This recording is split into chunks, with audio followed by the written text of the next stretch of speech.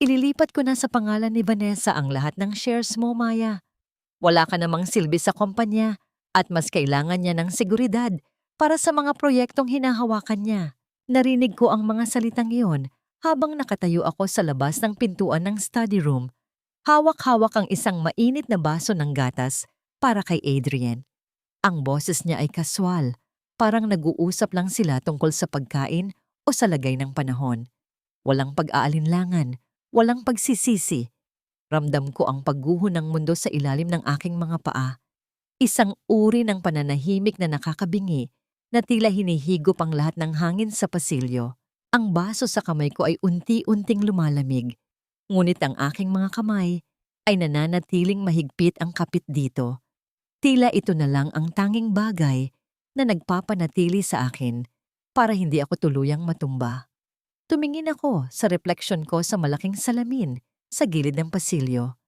Namumutla ang aking mga labi at ang aking mga mata na dati ay puno ng pagmamahal at pag-asa ay tila nalunod sa isang dagat ng pagtataksil.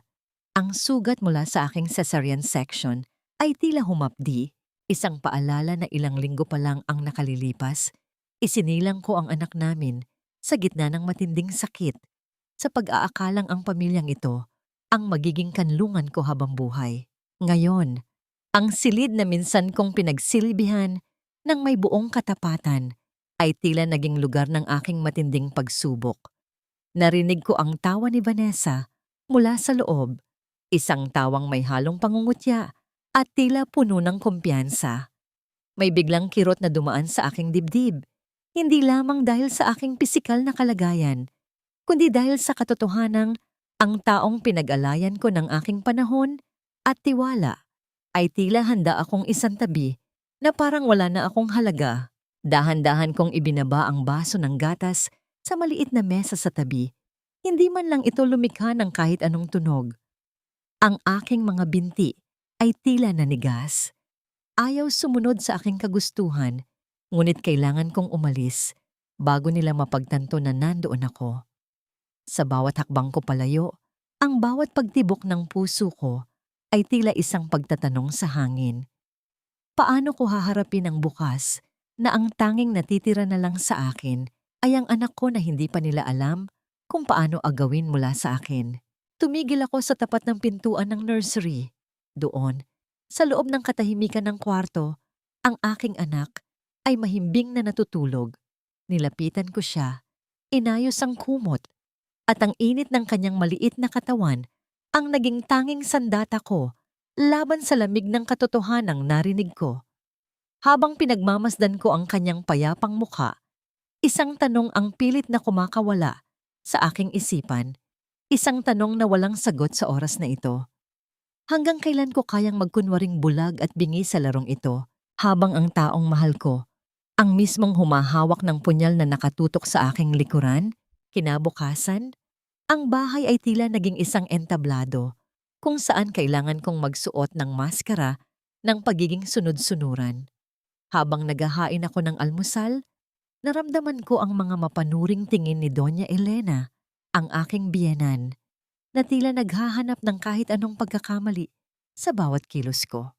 Maya, bakit parang hindi mo man lang maayos ang pagkakaplansa ng kurbata ng asawa mo? Ang matalim na puna ni Doña Elena habang nakaupo siya sa dulong bahagi ng mahabang mesa. Tignan mo si Vanessa. Sa simpleng pagkilos lang niya, ay nakikita mo na ang pagiging sopistikada. Hindi katulad mo na parang laging galing sa kusina. Hindi ako sumagot. Yumuko lang ako at ipinagpatuloy ang pag-aayos sa kurbata ni Adrian. Ang kanyang mga mata ay hindi man lang tumingin sa akin. Nakatutok lamang ang mga ito sa tablet na hawak niya, kung saan nakabukas ang mga dokumentong alam kong nakaw na yaman ko. Naramdaman ko ang paghawak ni Vanessa sa braso ni Adrian, isang kilos na puno ng pagmamay-ari, habang ang isa pang kamay nito ay abala sa pag-aayos ng kanyang mamahaling alahas. Hayaan mo na, Tita Elena, ani Vanessa, na may kasama pang matamis at mapanirang na ngiti. Alam naman nating ginagawa ni Maya ang lahat ng makakaya niya, kahit na hindi sapat ang mga pamantayan natin. Ang mga salitang iyon ay parang kutsilyong pilit na humahati sa aking pasensya, ngunit nanatili akong tahimik. Sa loob ng aking isipan, dahan-dahan kong inilalatag ang mga piraso ng aking plano. Ang bawat pagtingin ko sa kanila ay isang pag-aaral. Bawat galaw nila ay isang ebidensya na itinatago ko sa likod ng aking maamo at mapagkumbabang mukha. Matapos ang almusal, nang mag-iwan sila ng mga papeles sa ibabaw ng mesa, habang nagmamadaling umalis papuntang kumpanya, mabilis akong kumilos. Pumasok ako sa study room, ang lugar kung saan ko narinig ang pagtataksil kagabi. Ang amoy ng mamahaling tabako ni Adrian ay nanunuot pa sa hangin. Sa pamamagitan ng maliit na USB drive na itinago ko sa ilalim ng aking kwintas, sinimulan kong kopyahin ang mga files mula sa kanyang computer. Ang bawat segundo ay tila isang oras. Ang bawat tunog ng pagbukas ng pinto sa labas ay nagpapatigil sa aking paghinga. Nang matapos ang pagkopya, mabilis kong ibinalik ang lahat sa ayos. Walang bakas, walang kalat. Lumabas ako ng silid nang may malamig na pawis sa aking mga palad. Ngunit ang aking dibdib ay puno na ng isang kakaibang lakas.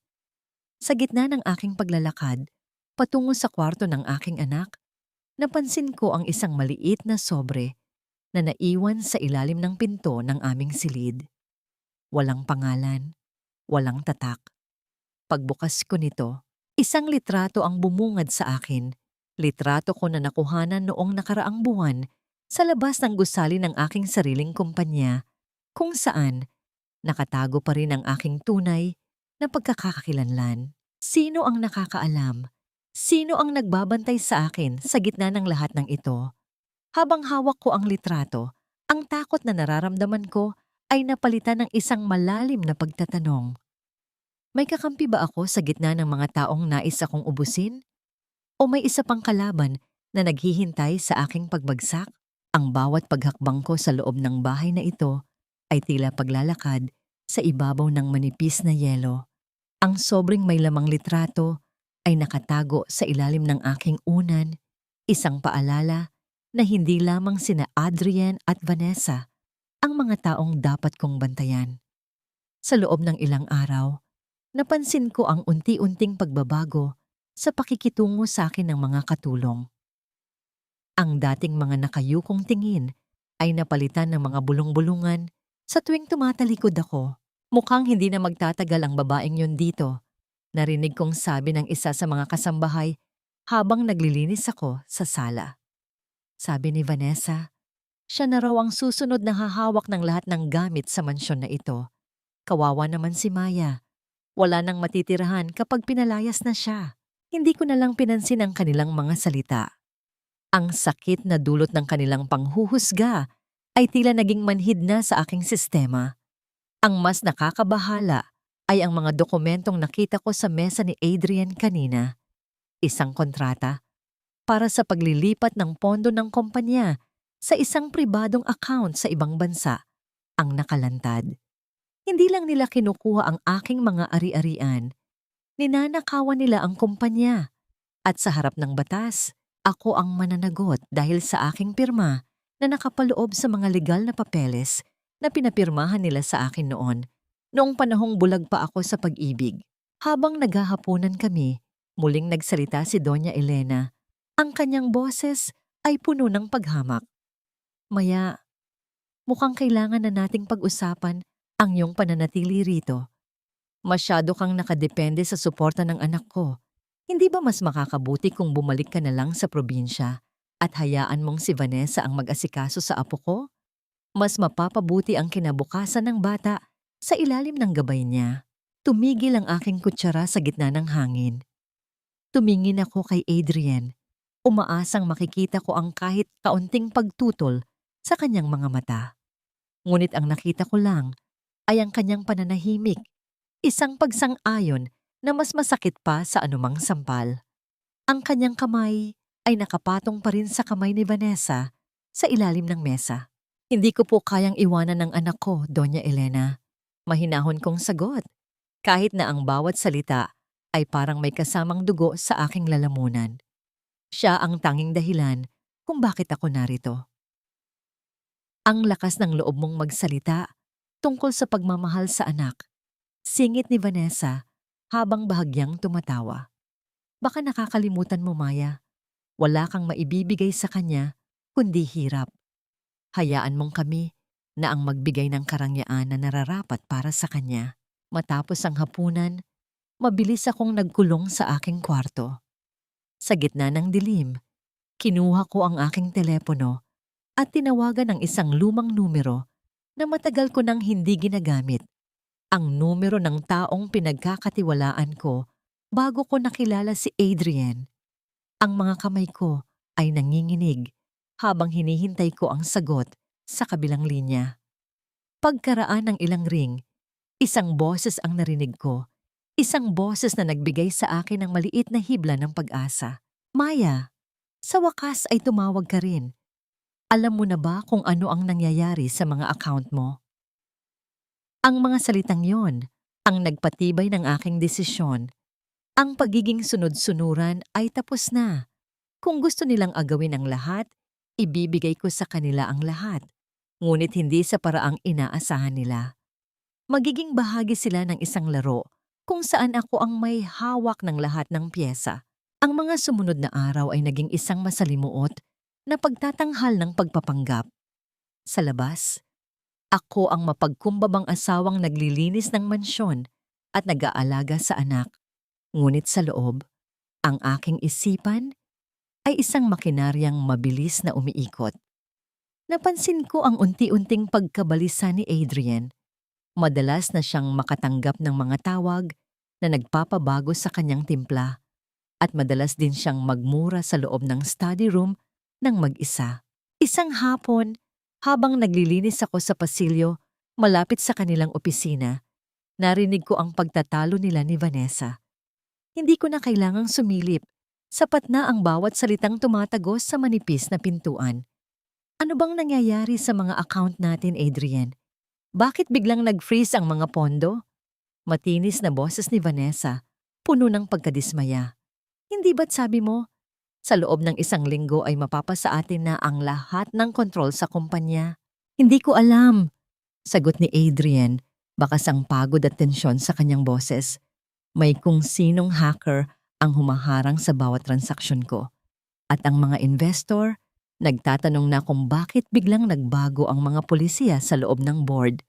Pakiramdam ko, may nakakaalam ng ginagawa natin. Nakangiti ako ng bahagya habang naglalakad palayo.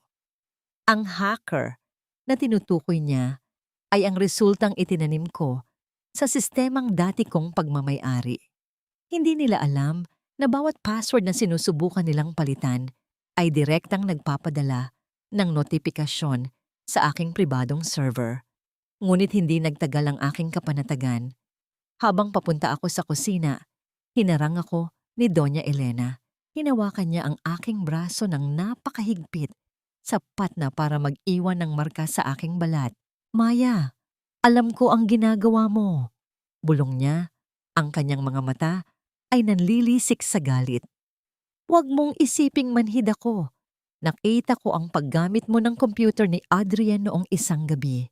Anong balak mo? Sisirain mo ang pamilyang ito dahil lang sa selos at inggit? Hindi ko po alam ang sinasabi niyo, Doña Elena.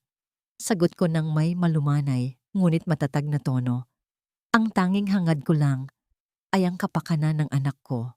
Anak? Tumawa siya ng nakakainsulto. Ang batang yun ay hindi mo kailangan. Sa katunayan na nag-usap na kami ni Adrian, ililipat na namin ang bata sa isang boarding school sa ibang bansa sa sandaling maayos na ang lahat ng papeles. At ikaw? Wala ka ng lugar dito. Ang bawat salita niya ay parang latigo na humahampas sa aking pagkatao. Naramdaman ko ang pag-init ng aking mga mata, hindi dahil sa luha ng kahinaan, kundi dahil sa matinding puot na unti-unting lumalamlam sa aking puso. Ang banta na ilalayo nila ang aking anak, ang tuluyang nagwakas sa natitira pang pag-aalinlangan sa aking loob. Naglakad ako patungo sa kwarto ko at kinuha ang aking mga gamit. Hindi damit ang aking kinuha, kundi ang isang maliit na folder na naglalaman ng mga ebidensya ng malawakang panloloko nila sa kumpanya. Inayos ko ang aking buhok sa harap ng salamin. Pinunasan ang anumang bakas ng pag-aalinlangan. Nang sandaling iyon, alam kong hindi na ako ang Maya na naghihintay ng pagmamahal. Ako na ang taong babawi ng lahat. Paglabas ko ng kwarto, nakita ko si Adrian na nakatayo sa dulo ng pasilyo, nakatingin sa akin ng may pagtataka. Hindi ko siya nilingon. Naglakad ako ng diretsyo, taas noo, patungo sa labasan ng mansyon habang ang bawat yapak ko sa sahig ay naglalabas ng isang tunog na tila isang babala. Ang gabi ay balot ng dilim habang lumalabas ako sa gate ng mansyong naging piitan ko sa loob ng mahabang panahon. Ang hangin ay malamig. Humahaplos sa aking balat. Ngunit ang init ng galit sa aking dibdib ang siyang nagbibigay sa akin ng lakas. Hindi ako lumingon sa bahay na yon. Ang bawat hakbang ko palayo ay isang pagputol sa kadenang matagal na sumakal sa aking kalayaan.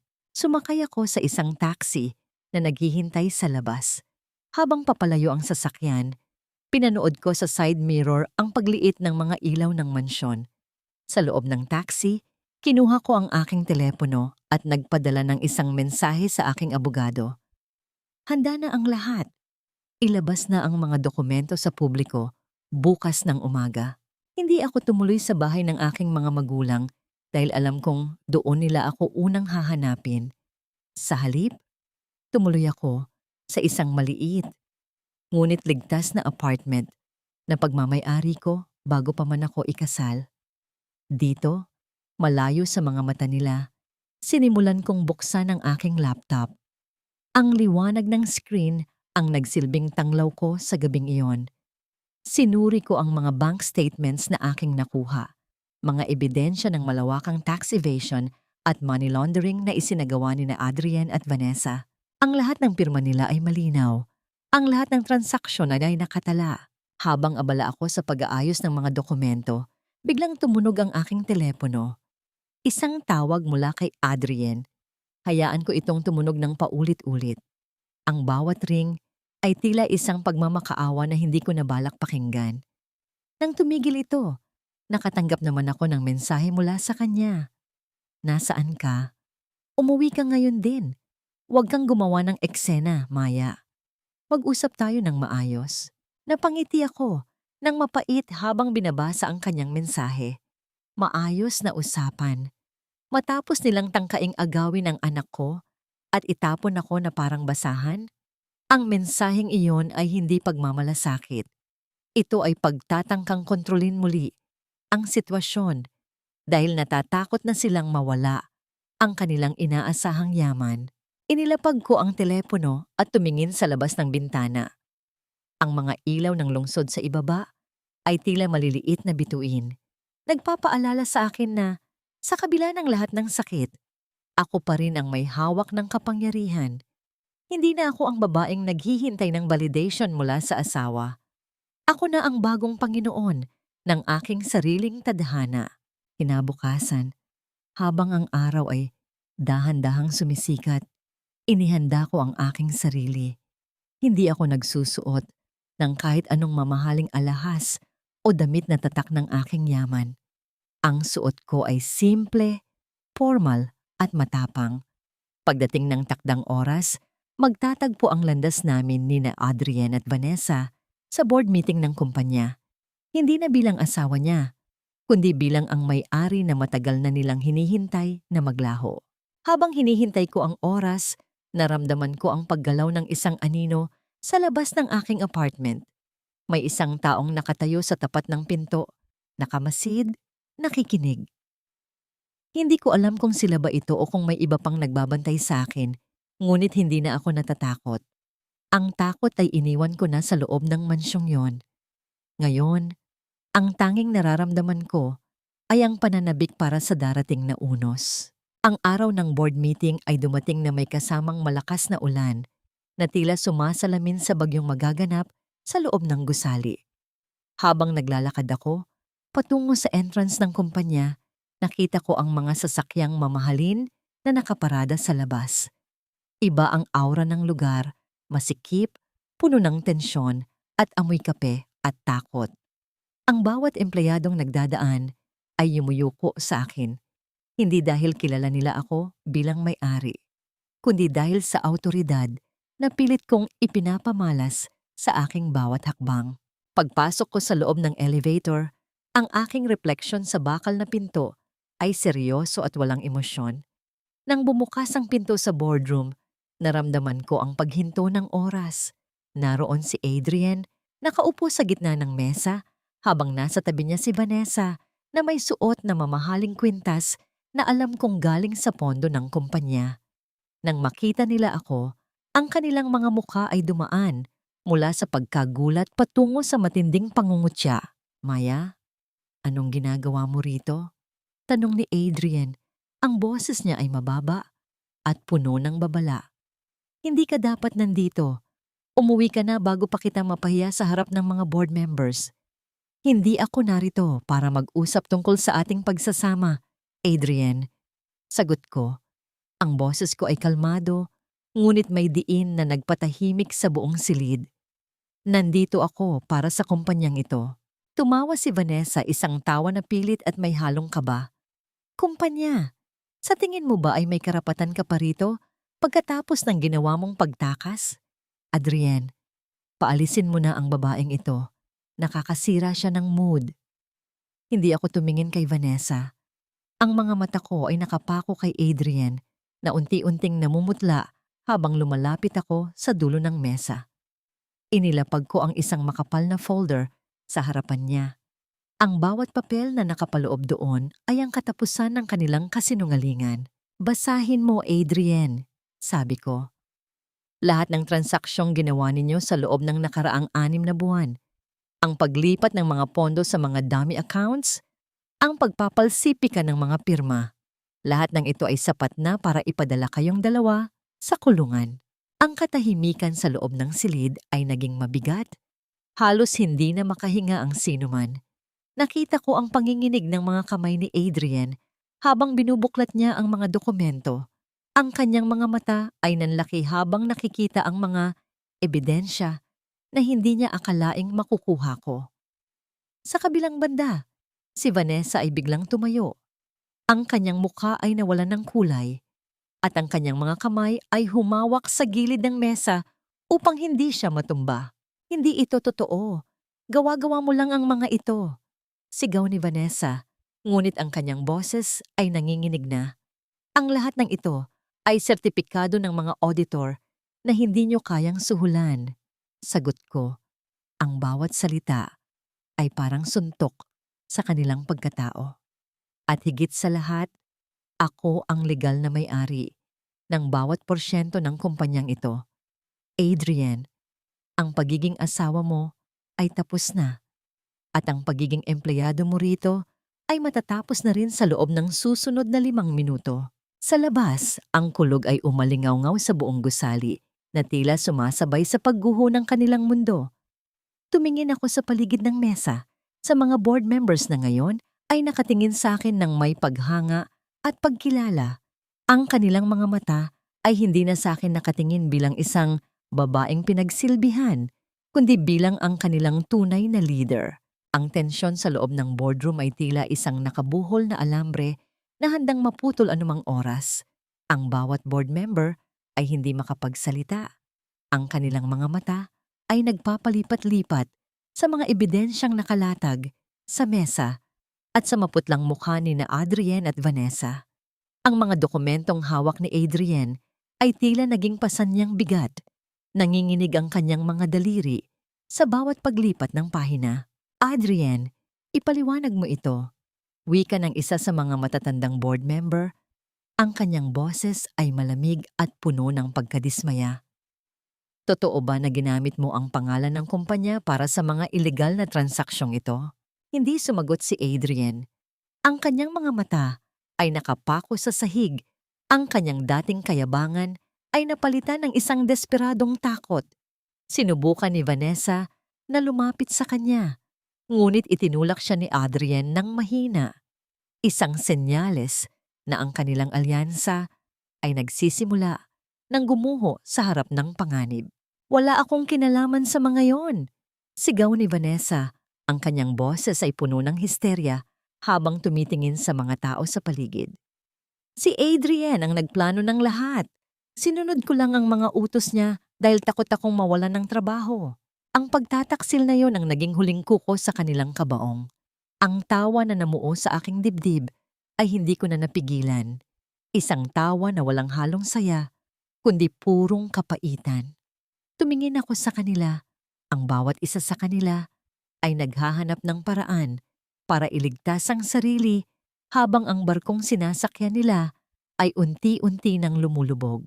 Hindi na mahalaga kung sino ang nagsimula. Wika ko habang dahan-dahang lumalakad sa paligid ng mahabang mesa.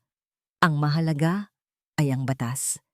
Ang mga awtoridad ay nasa labas na ng gusaling ito. Hinihintay ang aking hudyat. Adrian, Vanessa, tapos na ang laro ninyo. Sa sandaling iyon, bumukas ang pinto ng boardroom. 2 opisyal ng pulisya ang pumasok. Ang kanilang mga uniforme ay mukhang matigas at seryoso sa ilalim ng maliwanag na ilaw ng silid. Ang pagtunog ng kanilang mga sapatos sa sahig na marmol ay tila isang martilyong humahampas sa huling pagkakataon. Tumingin ako sa mga pulis at tumango ng bahagya. Iyon ang mga taong responsable sa panloloko. Sabi ko, habang itinuturo ang dalawa, ang sumunod na mga pangyayari ay naging mabilis na parang isang panaginip. Ang pag-aaklas ni Adrian, ang pagiyak ni Vanessa, at ang pagkapos ng hangin sa silid habang kinukuhanan sila ng mga pulis. Habang ginagapos ang kanilang mga kamay, hindi ko man lang naramdaman ang awa.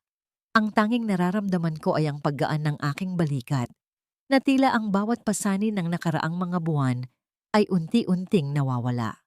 Nang ilabas na sila ng silid, naiwan akong nakatayo sa gitna ng boardroom. Napapaligiran ng mga taong dati ay walang pakialam sa akin. Ang katahimikan ay nabasag ng dahan-dahan silang magpalakpakan.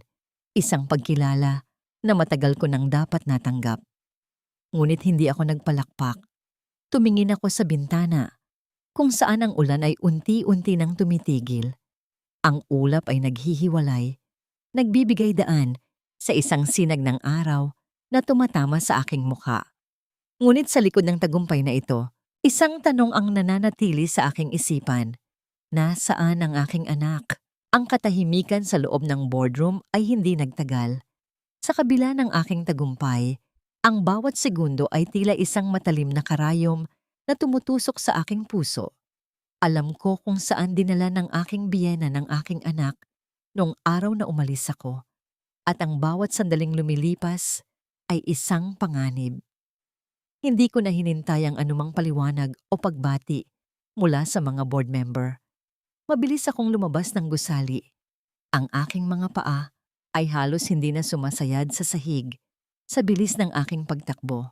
Sumakay ako sa aking sasakyan at pinaandar ito ng mabilis patungo sa isang lumang bahay, bakasyunan ng pamilya ni Adrian sa probinsya.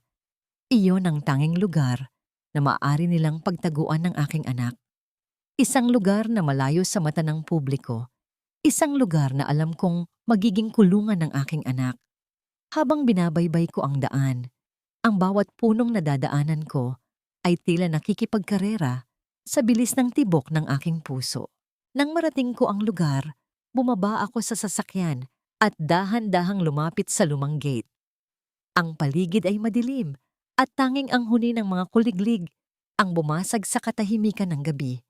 Nakita ko ang isang liwanag mula sa bintana ng 2 palapag. Walang gwardiya, walang ibang tao. Alam nilang wala nang makakahanap sa kanila rito dahil abala sila sa pagtakas matapos ang pagkakaaresto ni na Adrian. Pinihit ko ang hawakan ng pinto at sa kabutihang palad ay hindi ito nakakandado. Dahan-dahan akong umakyat sa hagdan. Ang bawat kahoy na baitang ay lumilikha ng isang marahang ingay na nagpapatigil sa aking paghinga. Pagdating ko sa kwarto, nakita ko ang aking anak na mahimbing na natutulog sa isang maliit na duyan, habang si Doña Elena ay nakaupo sa tabi nito, nakatulog sa pagod. Dahan-dahan akong lumapit. Ang bawat kilos ko ay maingat upang hindi siya magising. Nang hawakan ko ang kamay ng aking anak, naramdaman ko ang init ng buhay, ang tanging bagay na nagpapatunay na ang lahat ng paghihirap ko ay may saysay. Ngunit sa paggalaw ko, nagising si Doña Elena. Ang kanyang mga mata ay nanlaki nang makita ako. Ang kanyang mukha ay puno ng gulat at pagtataka. Maya, paano mo nalaman ang lugar na ito?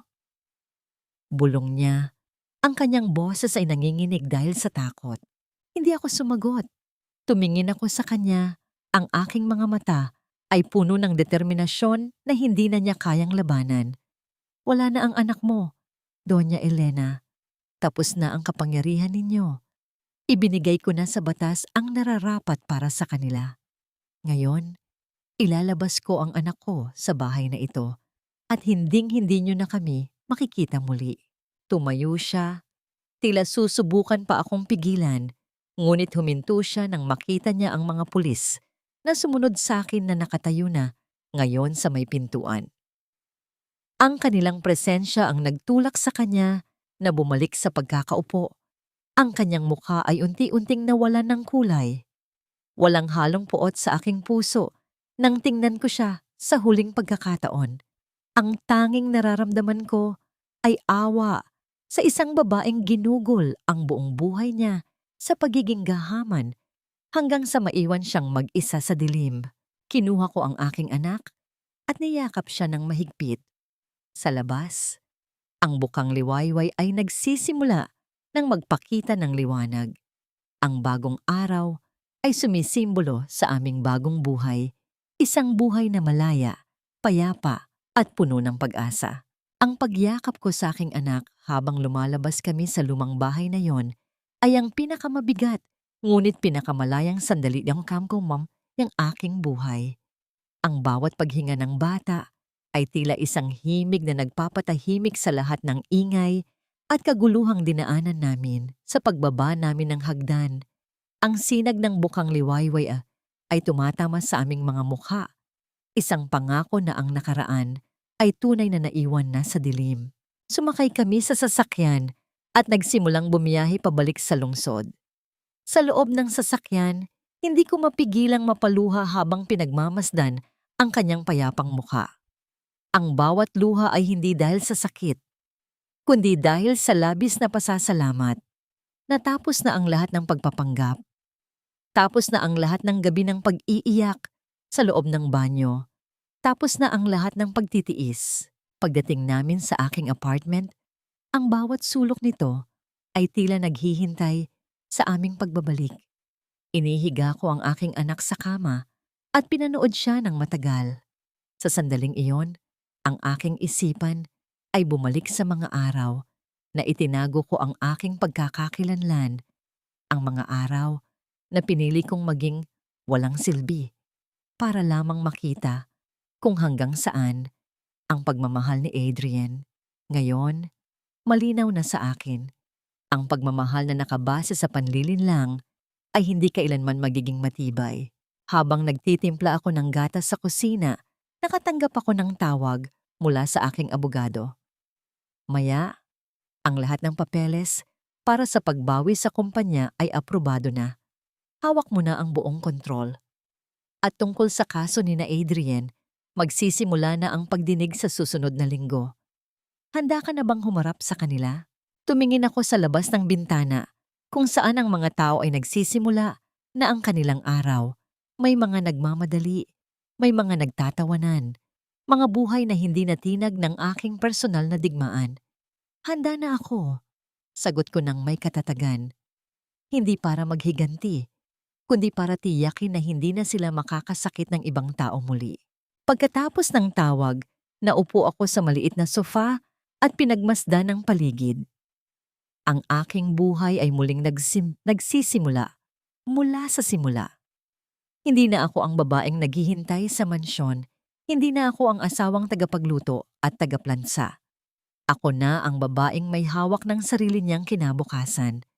Ang bawat hamon na darating ay handa ko nang harapin, hindi dahil sa galit, kundi dahil sa pagmamahal ko sa aking sarili at sa aking anak. Sa gitna ng katahimikan ng umaga, isang maliit na kumatok ang narinig ko sa pintuan. Pagbukas ko nito, nakita ko ang aking matalik na kaibigang si Elena, ang tanging taong hindi ako iniwan sa gitna ng lahat. Ang kanyang mga mata ay puno ng luha nang makita niya ako. Walang salitang binitawan, yumakap lang siya nang mahigpit sa akin. Sa yakap na yon, naramdaman ko ang tunay na kahulugan ng pagkakaroon ng pamilya, hindi ang dugong nananalaytay, kundi ang mga taong pipiliing manatili sa tabi mo kahit na ang mundo mo ay unti-unti nang nagbabago. Ang paglipas ng isang linggo ay tila isang mabilis na agos ng tubig. Sa loob ng panahong ito, ang aking buhay ay unti-unting nakakahanap ng bagong ritmo. Hindi na ako nagmamadali, hindi na ako laging nakatingin sa relo, at higit sa lahat, hindi na ako natatakot sa bawat tunog ng pagbukas ng pinto. Ang bawat umaga ay sinasalubong ko ng pag-aayos sa aking anak. Ang kanyang tawa ang nagsisilbing pinakamagandang musika sa aking pandinig. Ngunit ang katahimikan ay muling nabasag nang dumating ang araw ng pagdinig sa korte. Pagpasok ko sa loob ng gusali, sinalubong ako ng mga flash ng kamera mula sa mga reporter. Ang balita tungkol sa pagbagsak ng imperyo ni Adrian at ang pagtataksil sa loob ng kumpanya ay naging usap-usapan sa bawat kanto ng lungsod. Sa gitna ng kaguluhan, nakita ko si Adrian sa loob ng silid hukuman. Siya ay nakasuot ng damit ng bilanggo. Ang kanyang mukha ay puno ng pangungulubot at ang dating kinang sa kanyang mga mata ay tuluyan ng naglaho. Nang magtagpo ang aming mga tingin, nakita ko ang isang emosyong hindi ko inaasahan. Pagsisisi. Ngunit huli na ang lahat. Hindi na maibabalik ng pagsisisi ang mga oras na nawala sa aking anak, ang mga sugat na iniwan niya sa aking puso, at ang tiwalang nilusaw niya sa loob ng isang iglap. Habang nagpapatuloy ang pagdinig, isa-isa kong inilahad ang aking testimonya. Walang pag-aalinlangan, walang panginginig ng boses. Bawat salita ko ay tila isang katotohanang matagal nang nakabaon at ngayon ay lumalabas na sa liwanag. Nakita ko ang pagbagsak ng balikat ni Vanessa sa sulok ng silid. Ang kanyang mga luha ay walang epekto sa akin. Ang hustisya ay hindi paghihiganti. Ito ay pagbabalik ng balanse sa isang mundong nilason ng kasinungalingan. Paglabas namin ng korte, ang hangin ay sariwa. Si Elena ay naghihintay sa akin sa labas, hawak-hawak ang kamay ng aking anak. Nang makita nila ako, tumakbo ang aking anak patungo sa akin. Ang kanyang mga braso ay yumakap nang mahigpit sa aking binti. Sa sandaling iyon, ang lahat ng pagod, lahat ng sakit, ay tila naglaho na parang usok. Maya, tapos na ba talaga? Tanong ni Elena habang naglalakad kami patungo sa sasakyan. Tapos na ang isang kabanata, Elena. Sagot ko habang tumitingin sa asul na kalangitan. Ngunit ang kwento ay hindi rito nagtatapos. Ngayon lang, magsisimulang isulat ang tunay na kabanata ng buhay ko. Isang buhay na ako ang may hawak ng panulat. Habang minamaneho ko ang sasakyan pauwi, isang kanta ang nagpe-play sa radyo, isang awiting puno ng pag-asa. Napatingin ako sa aking anak sa backseat, na ngayon ay mahimbing na natutulog. Alam ko, sa bawat pagsubok na aking hinarap, ang pinakamahalagang aral na aking natutunan ay hindi ang pagiging matalino o ang pagkakaroon ng yaman. Ang pinakamahalaga ay ang pagkilala sa sariling halaga at ang kakayahang patawarin ang sarili para sa mga pagkakamaling nagawa sa ngalan ng maling pag-ibig. Ang mga sumunod na buwan ay naging panahon ng paghilom at pagpapatatag. Ang kumpanya na dati ay nilason ng kasakiman ay unti-unti ko nang naibalik sa tamang landas. Hindi na ako nagtatago sa anino ng aking asawa.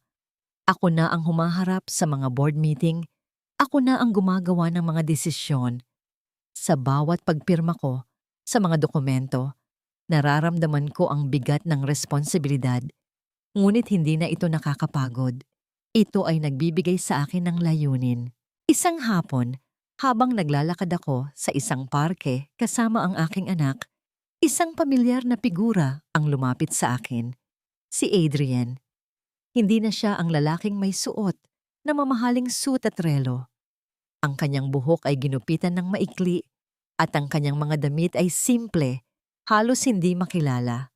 Nakalaya na siya matapos ang pagbabayad ng piyansa habang naghihintay ng huling hatol, ngunit ang kanyang hitsura ay nagpapakita ng isang taong nawala ang lahat. Maya, tawag niya. Ang kanyang boses ay nanginginig at puno ng pag-aalinlangan. Tumigil ako sa paglalakad at hinawakan ng mahigpit ang kamay ng aking anak. Hinarap ko siya, hindi na may puot, kundi may malamig na kawalan ng pakialam. Ang lalaking dati ay kinatatakutan ko ay isa na lamang estranghero na puno ng mga alaala ng sakit. Ano ang kailangan mo, Adrian? Tanong ko. Ang boses ko ay matatag. Walang bakas ng dating pagmamahal o pag-asa. Gusto ko lang humingi ng tawad. Bulong niya habang nakatingin sa lupa. Nalaman ko na ang lahat. Ang pagmamahal mo pala, ang tunay na yaman na sinayang ko. Hindi ko man lang naisip na ang lahat ng ginawa ko ay magiging dahilan ng pagkawala mo. Tumingin ako sa malayo, sa mga batang naglalaro sa damuhan. Ang paghingi ng tawad ay hindi sapat para burahin ang nakaraan, Adrian. Hindi mo ako nasaktan dahil sa pagtataksil mo. Nasaktan mo ako dahil pinaniwala mo ako na wala akong halaga. Pero salamat din sa'yo dahil kung hindi mo ako tinapakang muli, hindi ko malalaman kung gaano ako katatag. May pagkakataon pa ba tayo? Tanong niya, isang desperadong tanong na umaasa sa isang milagro. Tapos na ang ating kabanata. Adrian, sagot ko ng may ngiti na walang halong pait. Hindi ako nagtatanim ng sama ng loob dahil ang pagtanim ng galit ay parang pag-inom ng lason at pag-asa na ang ibang tao ang mamatay. Patawad na kita, ngunit hindi na kita kailangan sa buhay ko. Ang aking hinaharap ay hindi na nakatali sa nakaraan. Iniwan ko siyang nakatayo roon, isang anino ng taong dati kong minahal nang higit pa sa aking sarili. Hindi ako lumingon. Nagpatuloy kami ng aking anak sa paglalakad, papalayo sa kanya, papalayo sa mga alaala ng sakit. Sa bawat hakbang, nararamdaman ko ang kagaanan ng hangin sa aking mukha. Ang kalayaan ay hindi lamang ang paglabas sa bilangguan. Ito ay ang kakayahang maglakad palayo nang hindi na kailangang lumingon pa sa mga bagay na nakakasakit sa atin. Ang katahimikan sa loob ng aking bagong opisina ay hindi na nakakabingi, kundi nakakapagpalakas. Dito, sa itaas ng gusaling dati, ay pinangarap ko lang na mapasok ng may dignidad. Nakatayo ako sa harap ng malaking bintana habang pinagmamasdan ang paglubog ng araw. Ang kulay kahel at lila sa kalangitan ay tila isang painting ng aking buhay, puno ng gulo, ngunit nagtatapos sa isang magandang tanawin. Narinig ko ang mahinang pagbukas ng pinto. Pumasok ang aking sekretarya, dala ang isang pinal na ulat tungkol sa hatol ng korte.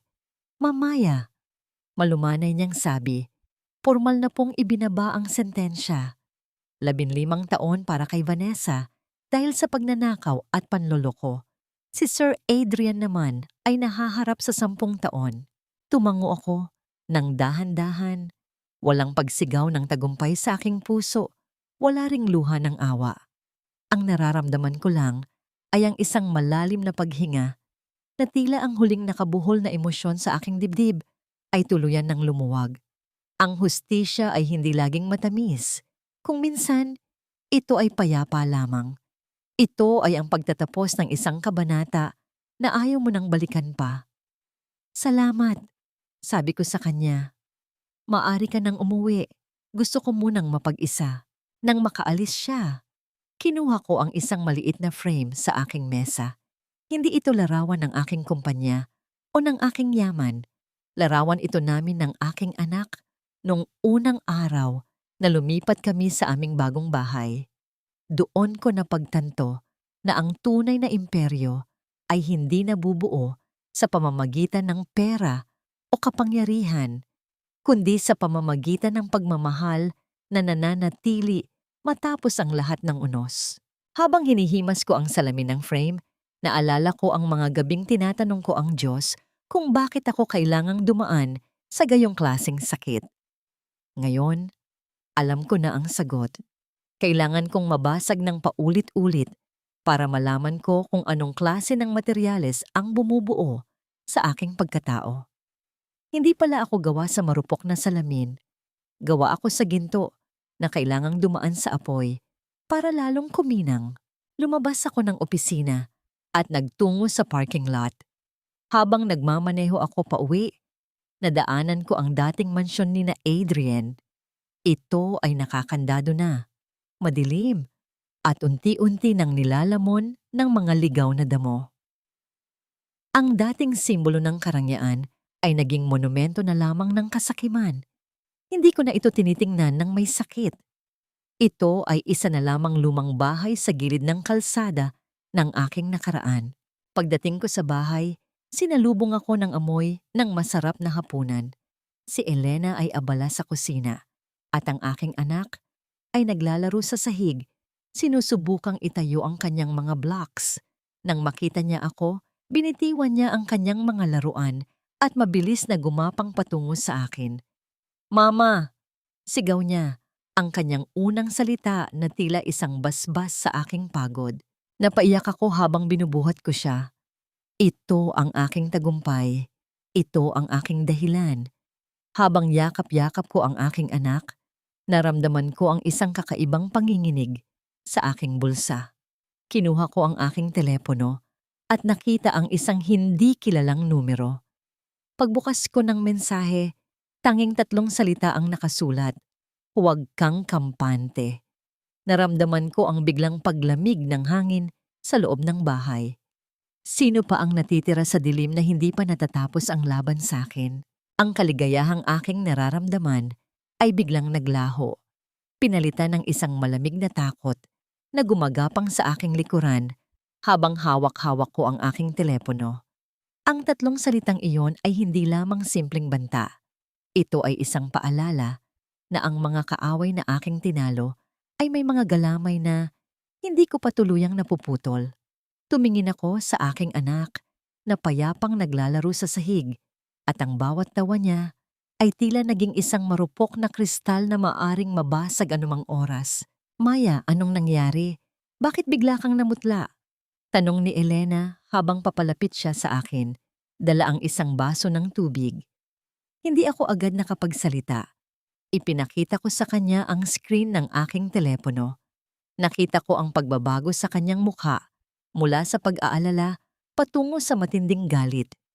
"Huwag mong sabihing sina Adrian pa rin ito? Nakakulong na sila, Maya. Paano nila ito magagawa?" "Hindi ko alam, Elena." Bulong ko. Ang aking boses ay bahagyang nanginginig. Pero ang taong nagpadala nito ay alam kong nasaan ako. Alam niya ang bawat kilos ko. Mabilis kong tinawagan ang aking head of security. Ang bawat ring ng telepono ay tila isang nakakabinging tibok ng puso sa loob ng tahimik na silid.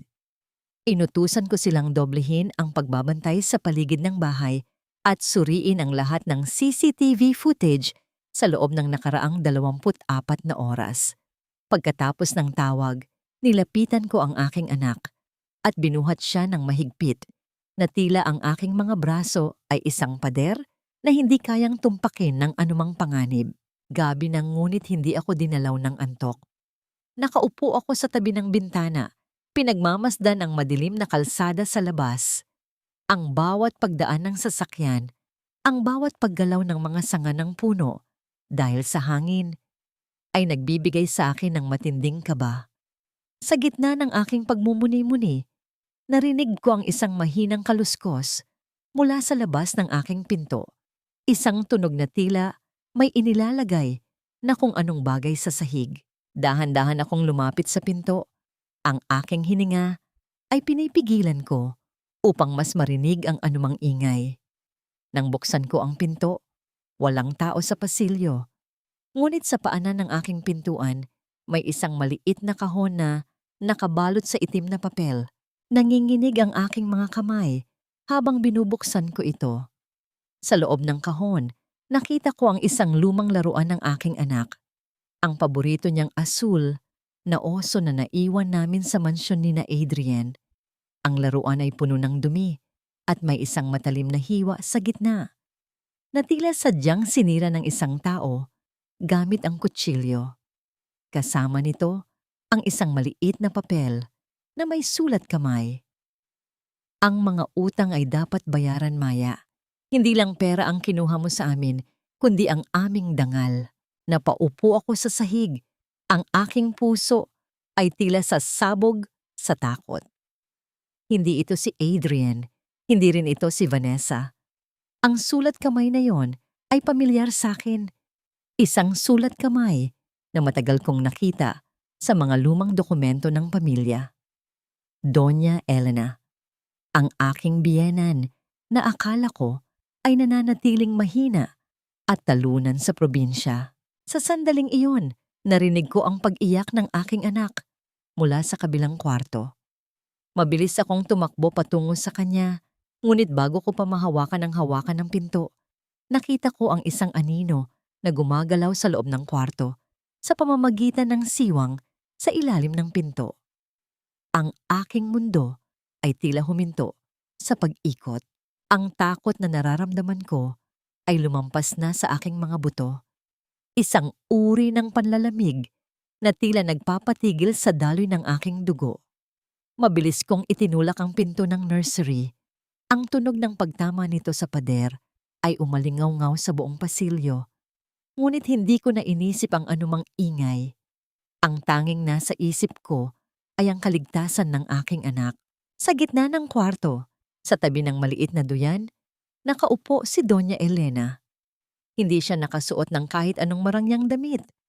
Ang kanyang hitsura ay tila isang matandang nawala sa katinoan, ngunit ang kanyang mga mata ay nananatiling matalim at puno ng puot. Hawak-hawak niya ang aking anak, na ngayon ay tahimik na at nakatingin sa kanya ng may pagtataka. Ang kanyang mga daliri ay marahang humahaplos sa pisngi ng bata. Isang kilos na dapat ay puno ng pagmamahal, ngunit sa pagkakataong ito ay tila isang banta. Napaka-inosente ng batang ito, Maya. Simula ni Kya, ang kanyang boses ay mahinahon, ngunit may kasamang kakaibang panginginig na nakakapangilabot. Hindi niya alam na ang sarili niyang ina, ang sumira sa pamilyang dapat sana ay mag-aaruga sa kanya. Ang galing mo, Maya. Nakuha mo ang kumpanya, nakuha mo ang yaman, at ngayon, nakuha mo pang ipakulong ang sarili mong asawa. Bitawan mo ang anak ko, Doña Elena. Sabi ko, ang boses ko ay mababa, ngunit puno ng awtoridad. Hindi mo na kailangang dagdagan ang mga kasalanan mo. Tapos na ang laban na ito. Wala ka nang makukuha sa akin. Tumawa siya ng mahina. Isang tawang tuyo at walang buhay. Wala na akong makukuha? Kinuha mo na ang lahat sa amin. Ang dangal ng pamilya ko. Ang kinabukasan ng anak ko. Lahat iyon ay tinapos mo sa isang iglap. Akala mo ba ay hahayaan kitang mabuhay ng payapa? Habang kami ay nagdurusa sa putik, dahan-dahan akong lumapit. Ang bawat hakbang ko ay maingat habang sinasenyasan si Elena na nasa labas na ng pinto na tumawag ng tulong. Hindi ako ang sumira sa inyo. Kayo ang sumira sa sarili nyo dahil sa kasakiman nyo. Ang anak ko. Hindi siya bahagi ng laro nyo. Ibigay mo siya sa akin. Ibibigay ko siya sa'yo, sabi niya habang dahan-dahang tumatayo. Bit-bit pa rin ang bata. Pero siguraduhin mong sa bawat gabi na matutulog ka, maaalala mo ang mukha ko. Maaalala mo na ang bawat yaman na hawak mo ay nabahiran ng luha ng pamilyang winasak mo. Bago pa man siya makagawa ng anumang marahas na kilos, ang mga ilaw sa labas ng bahay ay nagsimulang magningning, asul at pula. Ang tunog ng mga sirena ay papalapit na tila isang hudyat ng katapusan. Nakita ko ang pagbabago sa mukha ni Doña Elena. Ang puot ay napalitan ng isang malalim na kawalan ng pag-asa. Alam niyang wala na siyang matatakbuhan. Mabilis na pumasok ang mga security guards at ang mga pulis sa kwarto. Sa gitna ng kaguluhan, maingat nilang kinuha ang aking anak mula sa kanyang mga braso. Nang makuha ko na ang aking anak, napaluhod ako sa sahig. Niyayakap siya ng napakahigpit habang ang aking mga luha ay tuluyan ng bumuhos. Si Doña Elena ay inakay palabas ng mga awtoridad. Hindi siya sumigaw, hindi siya lumaban. Naglakad siya ng may nakayukong ulo. Ang kanyang mga anino ay unti-unting naglalaho sa dilim ng pasilyo. Ito na ang huling hininga ng nakaraang pilit na humahabol sa akin.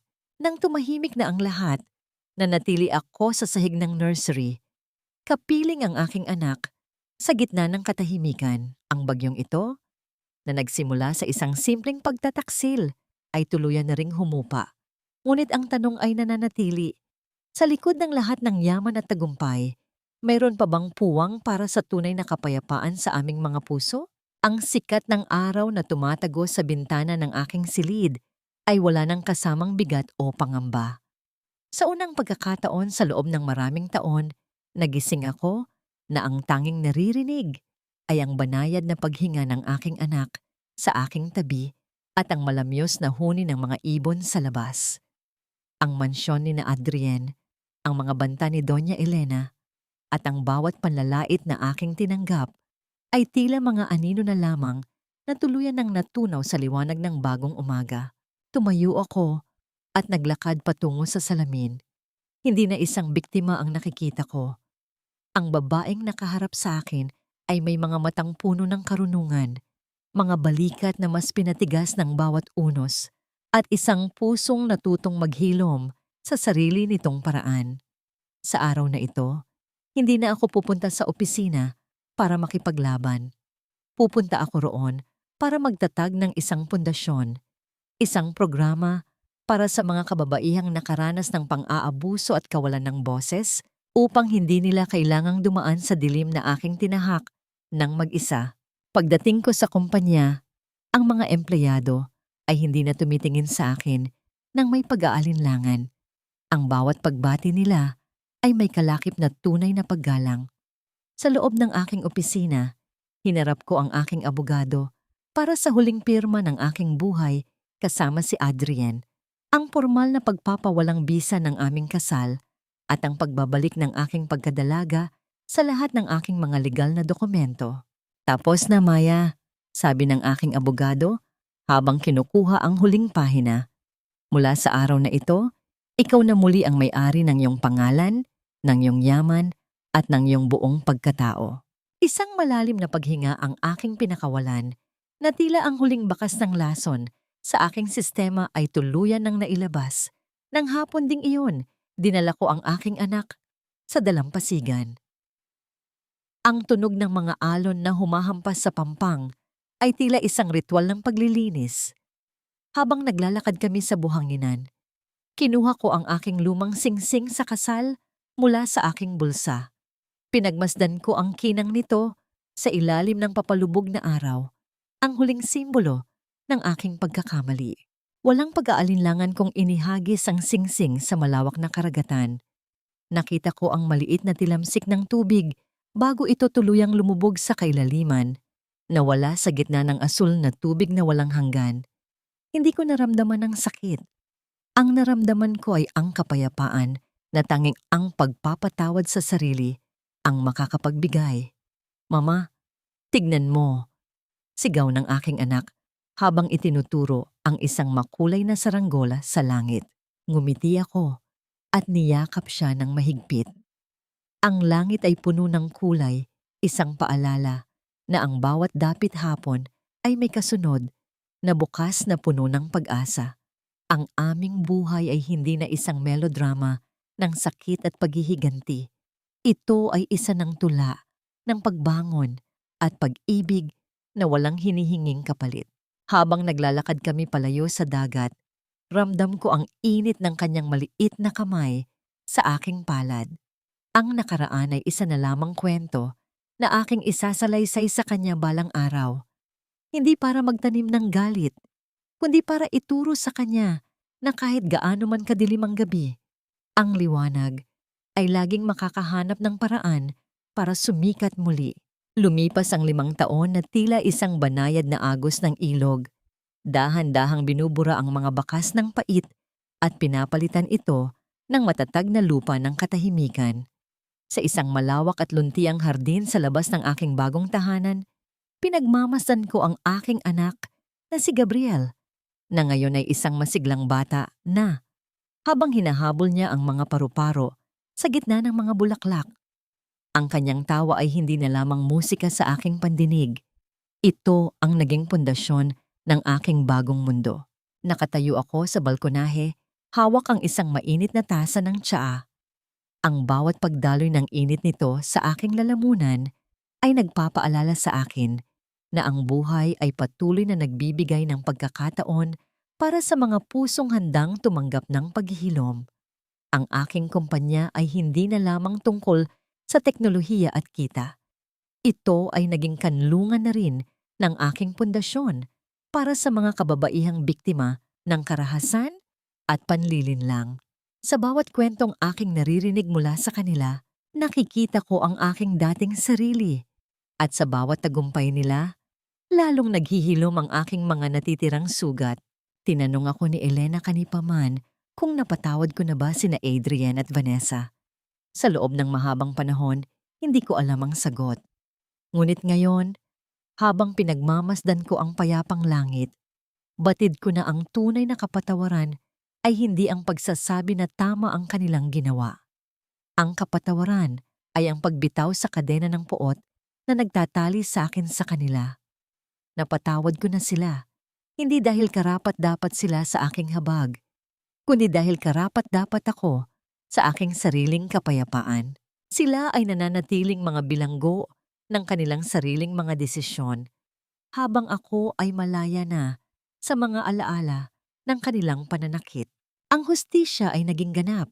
Nabalitaan ko na si Adrian ay unti-unti nang nagbabayad sa loob ng bilangguan, hindi lamang sa batas, kundi sa sarili niyang konsensya, na unti-unti siyang kinakain sa bawat gabing nag-iisa siya.